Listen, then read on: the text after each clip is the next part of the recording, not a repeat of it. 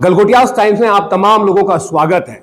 बिहार में अक्टूबर नवंबर में विधानसभा के चुनाव होने वाले हैं, लेकिन राजनीति में बिहार की एक बहुत बड़ा मुद्दा सामने आ चुका है और वो मुद्दा है एसआईआर का। यानी अभी कुछ दिन पहले बात हो रही थी कि 35 से 40 लाख वोट जो है वो काट दिए गए।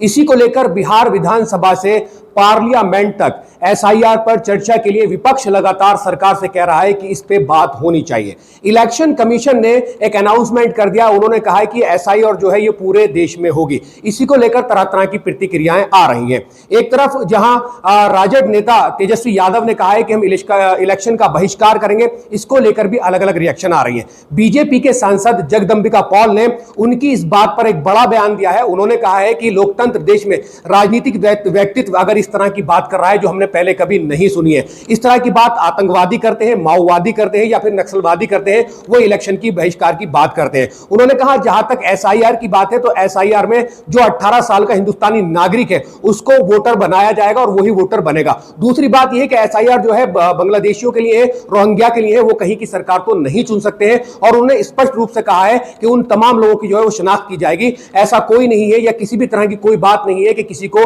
हिंदुस्तान में वोटर नहीं बनाया जाएगा। आइए चलते हैं, जानने की कोशिश करते हैं क्या कुछ जगदंबिका पॉल ने तेजस्वी यादव के इलेक्शन बहिष्कार को लेकर कहा है और एसआईआर पर जो कुछ चर्चा का विषय बना हुआ है, संसद में जो कुछ चर्चा होने की बात है उसको लेकर उन्होंने क्या कहा है। आइए सुनवाते हैं आपको उन्होंने जो कुछ कहा है।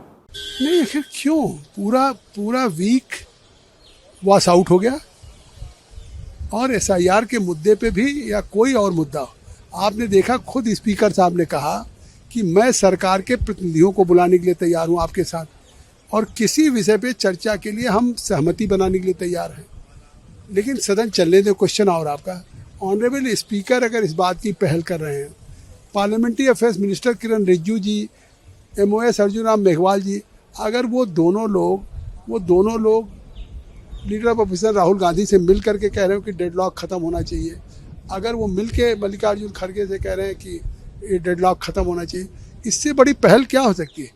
लेकिन ये सोची समझी रणनीति है। आखिर 16 घंटे ऑपरेशन सिंदूर पे हुआ है, एसआईआर पे भी आप चर्चा कर सकते हैं। जब सरकार कह रही है, स्पीकर साहब कह रहे हैं, तो फिर ये पूरा वीक वॉश आउट किया।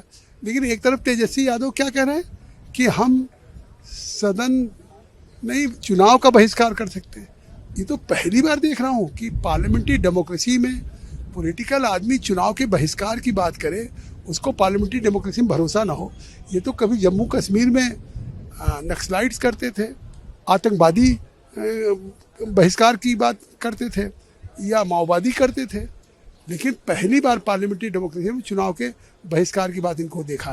तो इससे साफ नहीं, एसआईआर क्या है, ये लड़ाई किस लिए लड़ रहे हैं। ये लड़ाई रोहिंग्या, बांग्लादेशी, अगर कोई गैर कानूनी जो इस देश का वोटर नहीं हो सकता, क्या वो बिहार की सरकार चुनेगा, वो बंगाल की सरकार चुनेगा, वो देश की चुनेगा? सवाल नहीं उठता है।